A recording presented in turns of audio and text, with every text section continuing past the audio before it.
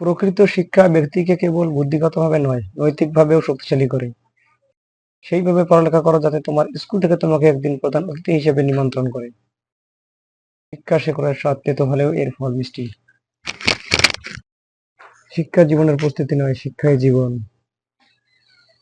স্বাধীনতার সোনালী দরজা খুলে দেওয়ার চাবিকাঠি শিক্ষা। শিক্ষা হলো সভ্যতার রূপায়ণ, শিক্ষক হলেন তার রূপায়ক। সত্যিকারের শিক্ষক তারাই, যারা তোমাদের ভাবতে সাহায্য করেন। বয়স বেঁধে দেওয়ার যে শিক্ষা নিয়ম করা হয়েছে, তা আসলে জনগণকে শিক্ষার আলো থেকে বঞ্চিত করবে, কুসংস্কার আরো বাড়বে। শেখার কি আদৌ কোনো বয়স আছে? শিক্ষা গ্রহণ করা মানে হৃদয়ের মধ্যে শান্তি সৃষ্টি করা।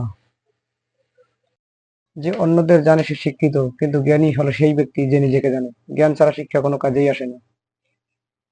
ভুল থেকে নতুন কিছু শেখার নামই হচ্ছে জীবন। যে ভুল করা থেকে কিছু শিখবে, সেই বাস্তব জীবনে সফল হতে পারবে।